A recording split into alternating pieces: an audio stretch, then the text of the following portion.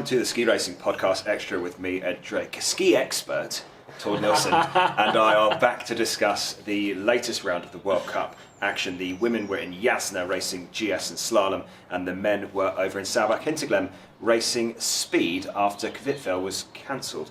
Tord, good weekend of racing? Yeah, lovely to see you, by the way. Oh yeah. Bit of an elephant in the room where we've just come into like a phase of lockdown where we're allowed to see one person outside, so we thought let's get together, let's record this outside in the beautiful Hopefully sunny... you can hear us. Tell us, give us a sound if you can't hear us. Can you hear us in the back? But yeah, it was a really, really good weekend of racing. Yeah, real shame that we missed out on the Friday's downhill, which couldn't be helped. They tried to run it. Paris must be a little bit annoyed after he was leading and then they cancelled it. But not as annoyed as I am, because I had him in the prediction league for the first race. Yeah, can I have some points? No, you can't have any points. But he was quite magnanimous, he was, and sort of said, it was the right decision, it wasn't very fair, but that is one downhill loss from the calendar, which means that it plays into Beat Feuz's hands looking for the overall downhill globe. But let's kick off with the women's giant slalom, which was Sunday, and let's talk through that one. Yeah, in Jasna in Slovakia. Really, I've actually been there a couple of times. I don't know if you have. Never. It's a beautiful resort. I've not been there racing, but I have been there skiing a lot, and it's a wonderful place. They've had loads of investment, and it looked like that's really paying off on the international scale. Yeah, it looked like a good hill. It was a little bit mellow, I would say, cautiously. They've raced men's Europa Cup and women's Europa Cup there before, and was chatting to Marcel Mathis from the actual audio podcast, and he was saying that he was quite surprised that it got the green light to be allowed in terms of all the regulations, homologations and all that sort of stuff. But all in all, the racing itself was pretty good. So it was really good. I think infrastructure it plays a big part of that, and it is really well designed nowadays after having a huge amount of investment. But we had an interesting podium. So let's go third, Shiffrin. Yes. There's a few things you want to cover. Yes. She was 0.37 behind after both runs. Yes. Go ahead. So she was leading after the first run. Vlhova was second after the first run. Vlhova comes down, which we'll talk about, and stormed it.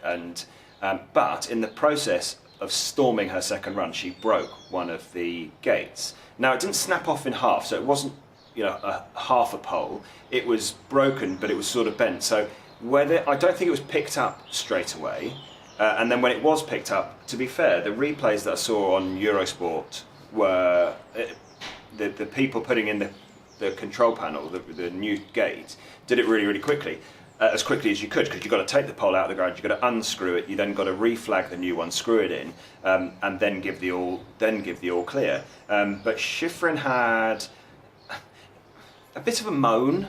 I think it's probably and a fair moan. I think as well. A bit of a grumble. A fair point to make. Did it need to take as long as it took?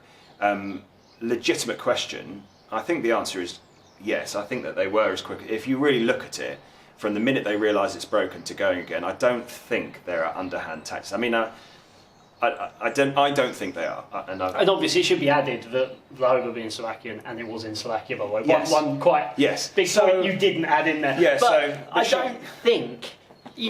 don't think that would happen. I don't think if it happened in Austria, the Austrians would be slow. I just don't think. I think the sound of the idea doesn't sound a million miles away from something that could happen. Skeptic, a little bit of a conspiracy. It's a bit of a conspiracy. But I don't actually think this was. I don't think this time it happened. I think they seemed to move in pretty quickly once they realised it was broken. Because, like I said, it was bent. It wasn't in half, so it wasn't sort of like that's definitely a broken gate. Courseway came down. It was a bent gate. They took it out, put in the new one in. I think they were pretty quick to get underway. Yeah. Shiffrin, I think, maybe she just got caught out slightly, a bit frustrated with that sort of thing. But she's a professional. She's won a gazillion races. She's about to become the most successful ski racer, of all time. And you would have thought that she should be ready for that. But you get it in all sports. You've had it in golf from cameramen being too close and all those kind of things. And all in all, I think The fact that they added 5 gates on, that's the... Yeah. When they the made real that conspiracy. gate much more turny than the rest of them, I don't write it. But anyway, so that was Schifrin was- controversial. to a certain Schifrin was degree. third. She was basically moaning about being third. What's good to see is that Alice Robinson was back on the podium, back in second. Norpo won 6 behind Vlhova, the eventual winner.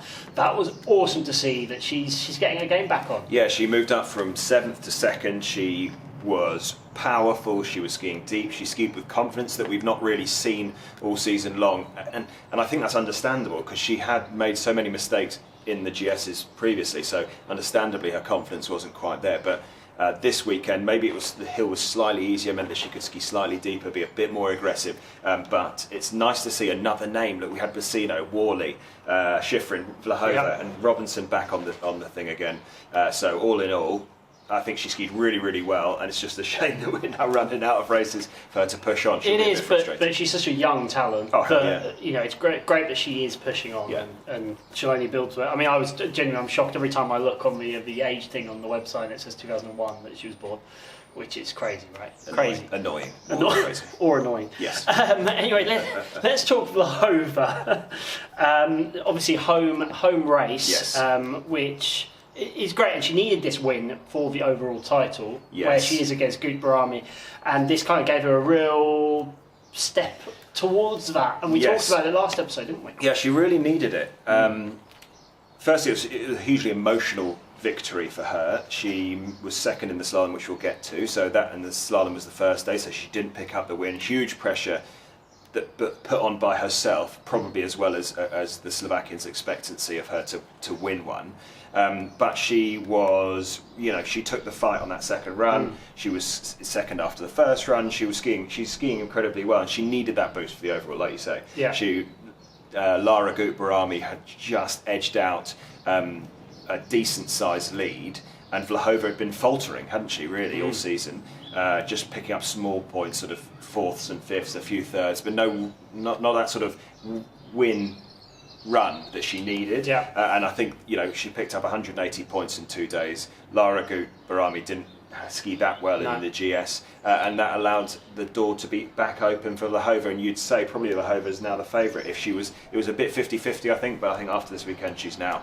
And it does make it super exciting leading up to the end of the season. But also, Bassino took the GS Tour title. Yes. If you missed that, because she was in 4th, so she obviously didn't get the airtime on the day, but she has picked up her first ever Crystal Globe, so congratulations to her.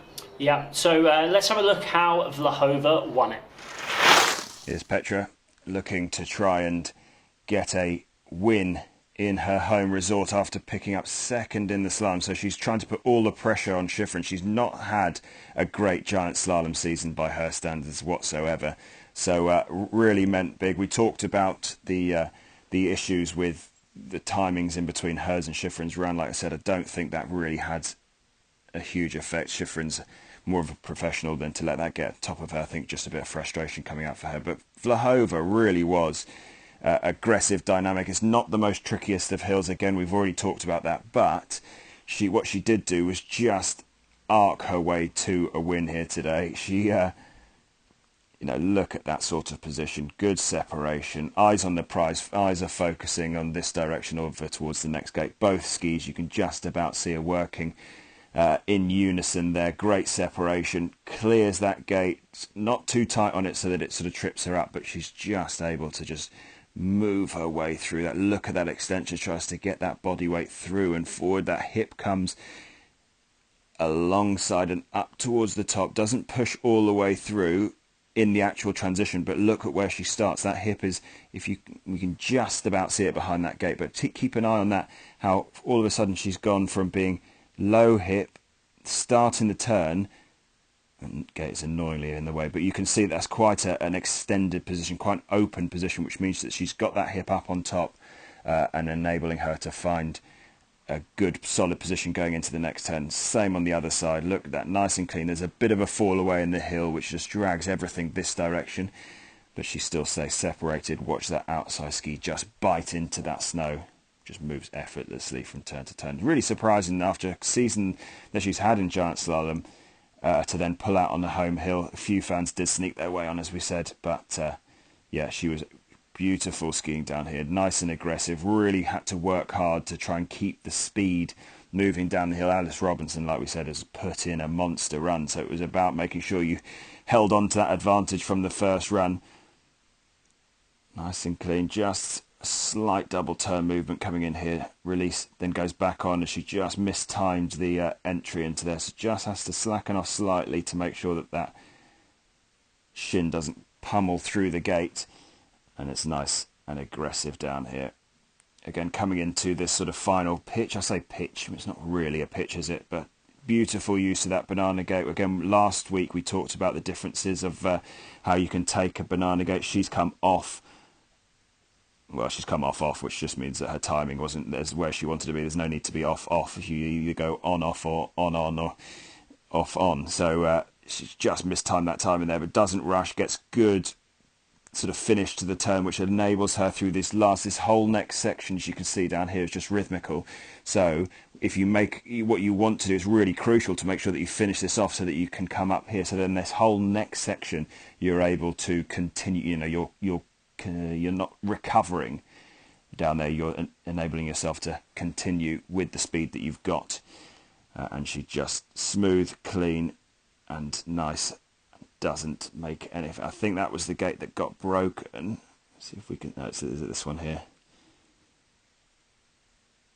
Yeah, you can. I think this is the broken gate. There is a replay on here. We don't have it of where that gate did snap, so you can see down here. Just seeing it in the background, you can see it. You can't really see it. That's the gate that they spent a bit of time fixing.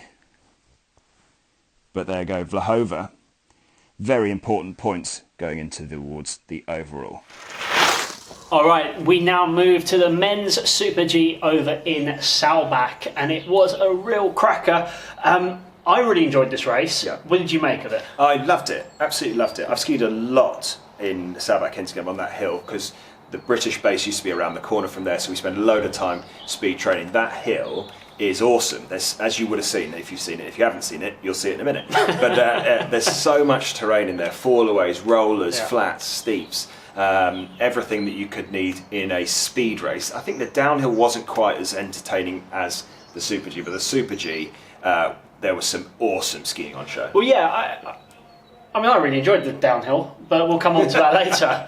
But it is a real helter-skelter kind of fun, exciting for everyone to watch and to ski. And I mean, and I'm sure lots of our viewers have skied in Saalbach as well, being really popular. But it was great, it's so exciting. And the podium was also pretty decent, wasn't it? Yeah. So the Super G world champion Kriechmeier coming in third. Yes.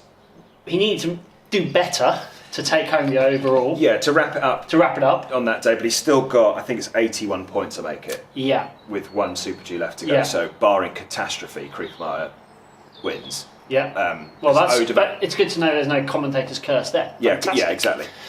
So Kriechmeier needs, Odermatt needs to win, and Kriechmeier needs to not finish, essentially, for that to be the case. I mean, that's happened. We've seen lots of DNFs so far this season, and when the pressure's on, who knows? But Kriechmeier skied incredibly well. We've got the analysis we're doing in a bit is Kriechmeier and Odermatt, but you'll see it in Kriechmeier. He's so fluid, he's so good over the terrain. It didn't quite pay off for him. A couple of differences in line choices that he made, but beautiful skiing, and he's so confident at the moment. Yeah. And I was really pleased to see him attacking the way he did. Yeah, and you could really see that in the downhill, which we'll come to later, where he was just flawless. Yeah, it really was. Yeah, a wonderful ski by him. In second, we had Mathieu Ballet, who did really well. 0.62. I mean, still quite a long way from the winner. To be fair, I mean, if you're actually looking at the times. Yeah. There was quite a big gap there. But yeah, but Ballet still managed to beat everybody else. So you're beating you just said the world champ. You're beating the best of the best in Super G. You're beating some huge names. And Ballet, it wasn't a fluke. It wasn't anything to do with the conditions. It wasn't anything to do with skis or anything like that. He showed glimpses so far this season, but it's not. He's not really been able, it's a bit of a cliche, but been able to put it all down in one run on the right day, all this sort of stuff. But he smashed it, and he looked really comfortable. He wasn't sort of crazy on the edge of his seat that he got away with something there. It was tactical and it was clean. Yeah, and I think he's one for the future, to be honest. Certainly is, especially in the French team when they've got the oldies of Claret and what's his chops, Teo. There we go. Get it out. Got there in the end. The oldies. Oh. I mean, they're like nearly 40 years old. Still holding it down. And the win went to Marco Odermatt, who, I mean, I know you said that he needs to win the next one at Crickmire, but that is smashing the field. Yeah. I mean, that is properly winning. Yeah, he absolutely bossed it. And actually, it was funny because I was reading, it was only his third World Cup win, but he has been on the podium 8 times this season, which is a hell of a season. Consider he's so young. Which I still refuse to believe, as I've said in previous videos. He seems like he's been around for a long time. Yeah, I think he picked up his first win at Soldeo, wasn't it? World Cup finals last season, so nearly a year ago. And that was in Super G. And then he's picked up a win in GS, and now his Super G and Speed Ski. Pantero, down in 15th, might be a little bit nervous about the overall. He's still got it, it's firmly within his own sort of grasp, and it's down to what he does. But him being in 15th and Odermatt winning is a decent haul, so I don't think it's quite over yet for the overall. But Odermatt literally smashed it. He honestly was phenomenal. Unstoppable. And again, I think Odermatt's one of these athletes that wishes the season just kept going and going. yeah, and he's going to be one for the overall, absolutely. Like he missed a couple of sort of inexperienced sort of mistakes earlier on in the season, if you like, the ones that sort of Pantero doesn't make because he's a seasoned pro. Yeah. Then that's no disrespect to Odermatt. It's just the nature that he's young and he's only done like 70 World Cup starts or something. Yeah, and based on that, I mean, the one thing he will build on is the experience of these hills. Yeah. And man, he's gonna go big, isn't he? Yeah, for his career. Yeah, absolutely. As long as injury doesn't hit him. Well, that's always the problem. That's always the sure. Right, let's have a look at the a comparison between Odermatt and Crickmire. Here we have the side-by-side. You've got Odermatt on the left-hand side, Crickmire on the right-hand side. And I just wanted to sort of highlight the differences. Obviously, we said that we know that Crickmire was third and Odermatt was second, but I wanted to highlight Crickmire obviously going for the title, going for the globe, and Odermatt just absolutely bossing it. This was the first all-important couple of turns, and I think what we have got here is we have got it as accurate as possible in terms of being side by side. If you look at them both going around the gate pretty much at the same time, and then you get to this all-important section right at the top, which caught out a few races. You've got Crickmire just slightly ahead as we come into this. Both athletes struggling to find the grip as you came over this roll. You can see Crickmire on the right-hand side there, very, very light. Same with Odermatt now on the left, but they look, as soon as the ski gets to the outside, gets to the snow, they're looking to try and get that arcing. And Odermatt just able to just watch how clean that pressure is when he does find it. Look how Crickmire, comparatively, is drifting across the hill. So Odermatt is now carrying a lot more speed across this next section. But the angles the pair of them get into, that Crickmire doubled up underneath him with that inside knee. Exactly the same for Odermatt. Mega angles that these guys are getting into. And you can see that Crickmire is slightly ahead in terms of the raw time. If we're looking at let's try and do that again, shall we? Looking at the actual time versus this side here, and so you can see that Crickmire ever so slightly through that opening split was slightly ahead, but Odermatt just brought so much more speed into that section. And I know we're on different camera angles here, but you can see where Odermatt accelerated through that turn, is now what, 2 meters, good ski length ahead of where Crickmire is through that section now, all thanks to the fact that he was able to get that clean arc right off the back of that really tricky fall away turn, and he just manages to accelerate away from it. But Odermatt, there you go, there's the difference in the raw time here. Crickmire's ahead, and you can see the green light for Crickmire is that, for Odermatt, that is against Crickmire's time, because Crickmire went in front of Odermatt and was leading at this period in the race. But Odermatt, again, really clean onto that outside ski, as was Crickmire. Just the pair of them on rails through here. The terrain is so tricky on this Salbach Hinterglemm hill, and the race is really pushing to the limit. Let's just see where the two athletes come out ever so slightly different lines, but it's marginal, isn't it? If you look at where Odermatt comes through in terms of this blue line on the left-hand side, kind of through the middle, it's the same with Kriechmeier. The angle of the ski slightly lower from Kriechmeier as he just sneaks next to that gate, whereas Odermatt is a couple of feet higher up, just enabling that sort of clean line. But the Austrians really did nail their inspections. Watch Odermatt coming through here, gets light, loses position slightly, and then goes onto the ski, whereas Kriechmeier, a bit further forward, just rolls up really nicely and just knifes it straight away onto that turn. So he would have caught up slightly through that section, but it was, well, you can see, there you go, the speeds. 96.4 versus 99.8, and that's because of that entry through that roll where Kriechmeier was able to get a really clean carve. But Odermatt here, it's really difficult now, isn't it, to look at them at side by side as the advantage that Odermatt has, but he was just so aggressive on his skis, so clean majority of the way down, and Odermatt, a real force to be reckoned with. Both of them doing similar moves into their 0.38 the advantage, but he made up like 4/10 or something through this next section, did Odermatt. But beautiful position from Odermatt, lovely and clean. Has to slacken off ever so slightly just to allow himself to not totally obliterate that gate, but he's cutting the line. You can't get much closer than that. Kriechmeier just loses the outside ski slightly, gets back underneath him really quickly, but supremely smooth, the pair of them. Odermatt, on this sort of form, you wonder if he could just found that early on in the season, how close it would have been for the title. It does go down to the wire for Kriechmeier, but Odermatt was unstoppable in the Super G. Okay, we are going back to Jasna for the women's slalom. And are you going to moan about the slope again? No, I've done that. I've finished that bit. Unsurprisingly, it was the same. It was still not steep enough, but the surface was really hadn't made it steeper. Unbelievable. What did you make of the slalom in Jasna?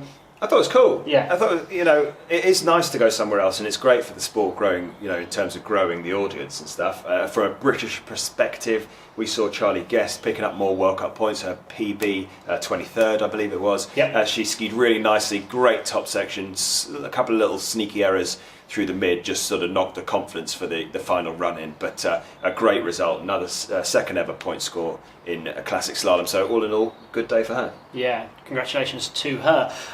We had an interesting kind of stat that I was talking to you just before we started filming, which was Katarina Lensberger, who finished in 4th, but 1.42 seconds behind. So a huge time difference from the other three, which I'll come on now, because 3rd was Sendy Wendy. She's back. Wendy Holdner back, 0.52 behind. Why is she back? What's worked for her? Don't know. It was like Wendy. It was like the Wendy that we've seen in previous seasons. It's not been her best season so far this year, and she still chased that elusive slalom win. But no, this weekend she skied really nicely. She was aggressive. She skied deep into the turn. She had clean starts to the turn. Liensberger, I'm going to throw a stat out there that I've not researched, so don't hate me. I might have to put some disclaimers exactly, again. Please do. But I'm pretty sure, is that not the first time she's been off the slalom podium in World Cup this season? I might have made that up. Well, I'd love anybody to comment below if that is I might true have or made not. it up, but she's certainly been on the podium a lot, and it's just abnormal for her not to be on. But yeah, Wendy skied really, really well. But she was pleased with it. She looked like she sort of, she knew that she'd had a good run and hoped it would be enough, but not quite. Yeah, and you would be happy if she has been. We'll be happy with her third place in the World Cup. Yeah, of course. Yeah, take it. Yes, please. Sign me up. Anyway, 2nd we had Petra Vlhova, and she actually led from the first run. Role reversal. It was a role reversal. I'm not going to say anything controversial about gates and stuff like you. Nothing really happened with that. She was 0.34 behind, and then if we go on to Schifrin, then you can talk about why it switched places. She took her 69th career World Cup win. It was almost flawless, that second run by Schifrin.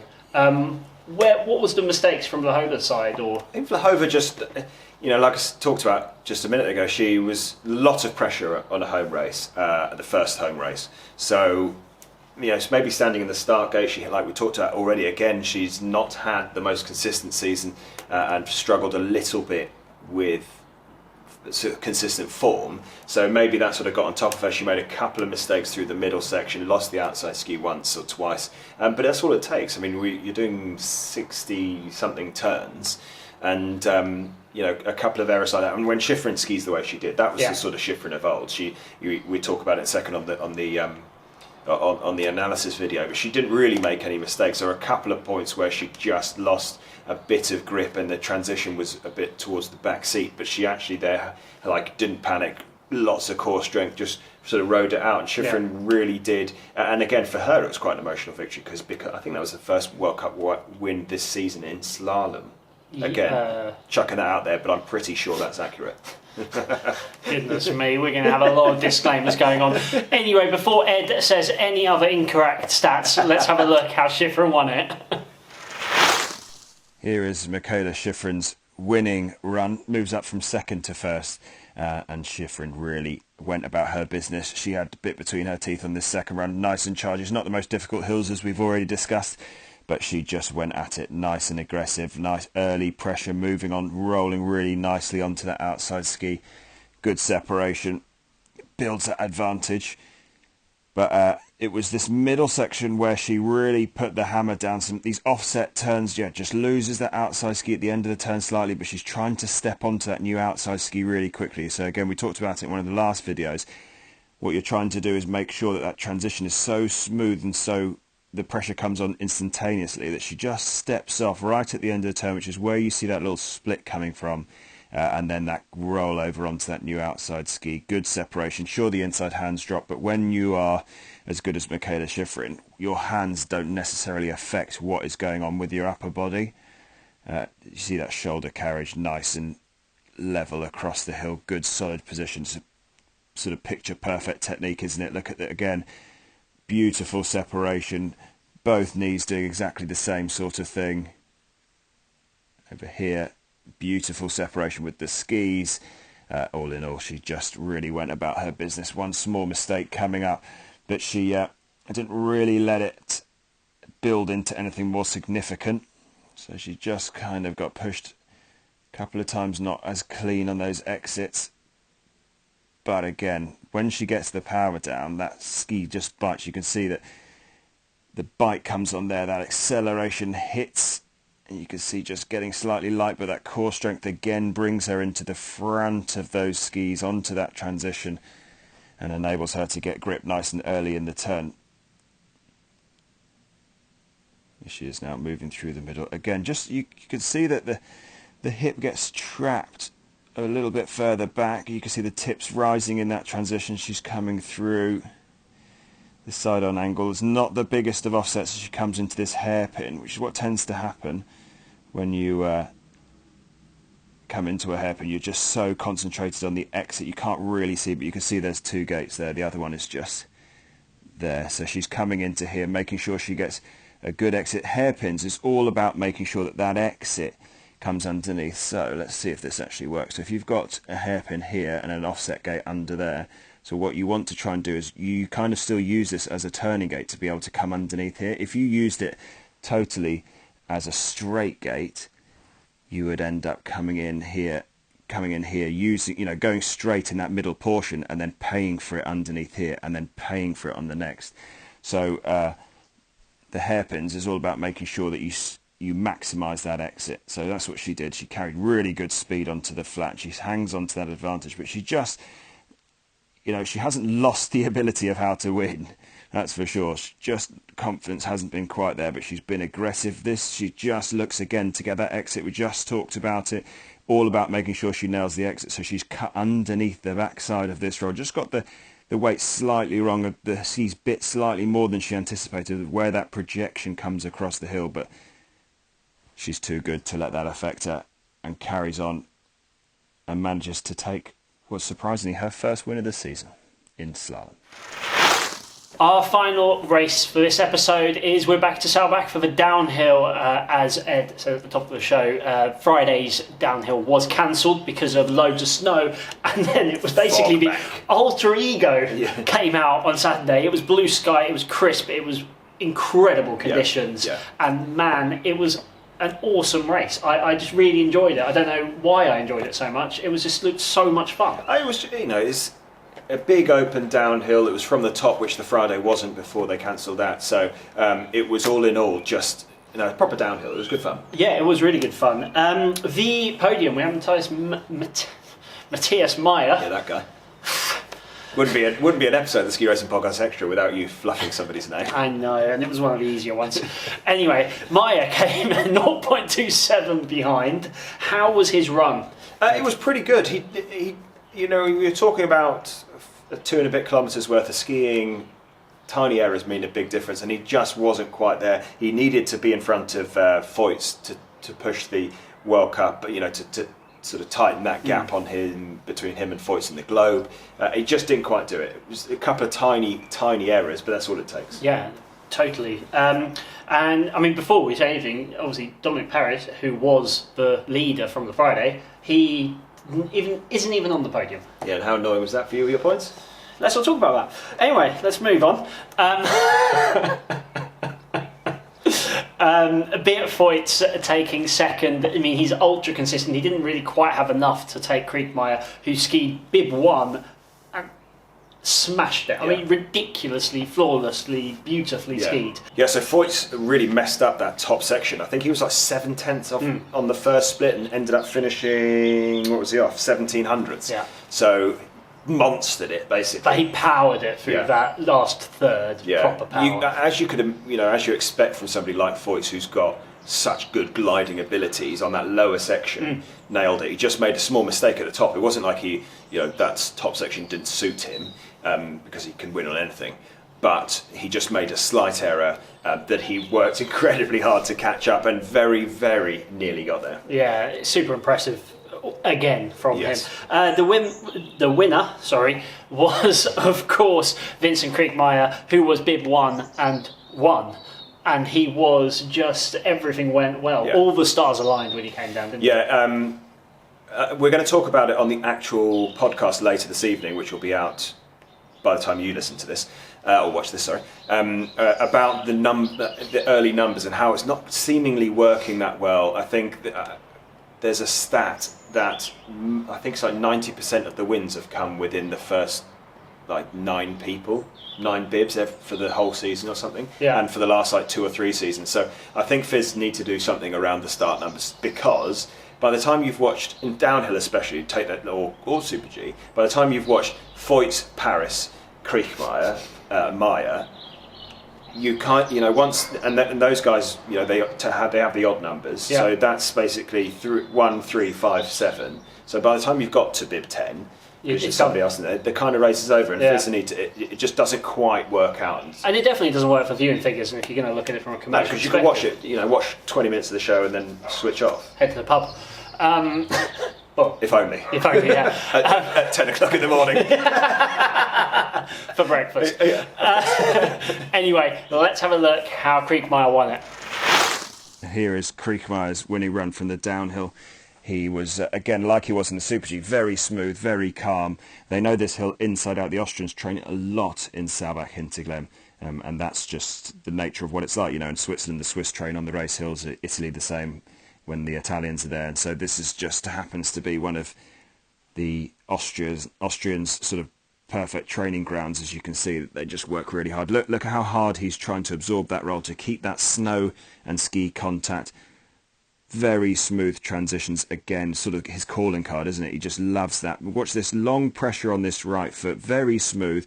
The skis barely breaking that clean up, very slight across the top of the hill here, which is where you see that sort of small plume of snow, just because of the backside of that roller just got light. But then no rush into this next turn, very clean, very aggressive onto that early edge press, and it just allows him to bring all that speed into this steep section, which carries, after this there's a big long flat, so if you don't carry the speed off of this steeper pitch, you really don't take a lot of speed into that next section. His tuck, he's so good in his tuck. He's always looking for that bullet position, so smooth, so low, hands pressed in front of the face, making sure that that's the first thing through the wind. But it's just cut such a small hole in the wind, and the skis were running perfectly. Look at that shot, love that. Chopper cam, mountains in the background, absorbing a roller. Ski racing, isn't it? Beautiful. As Kriechmayr back into the tuck, this is this flat section I mentioned, which all the speed comes from the backside of those rollers. So backside of that steep, so it's so important that you nail it, because obviously there's a lot of flat tucking through here. And then it's back to lots of terrain, back to fallaways and rollers. So holds his tuck as long as he can, comes out to make sure he gets good purchase on this big fallaway right footer to make sure that he stays high. You can see a couple of tracks down here, and what he's trying to do, because these guys down here, you come round here and the turns, and you end up skiing a bit uphill. So what he wants to try and do is cut that up, so he's not having to make that uphill, so he's ending up sort of carrying more speed down here. If you see the difference in those lines, you can imagine the sort of drag and the pull and how much extra pressure is coming through the ski here than it is on this side. It makes a big difference to make sure you stay high in the line. Straight back into that tuck, he's able to dive straight into that left-footed turn and stay in his tuck. And so executing the Austrian line, as you can imagine, they absolutely nailed it. Every racer nailed the line down here. Barely breaks tuck again. Legs working underneath him like shock absorbers. Comes into this nice big jump, long early pressure. Allows the skis just to come underneath him slightly. You can see him releasing the pressure there. So he's running more of a flat ski as he takes off. Not a fully flat ski, but obviously he's done his turn up here so that he can come, release the edge. You can see that body square up to where he's going. Picks up the heels a bit, and that air time is cut to as much as he possibly can, and then he's straight back into that tuck position for these final few big turns before he comes into the finish.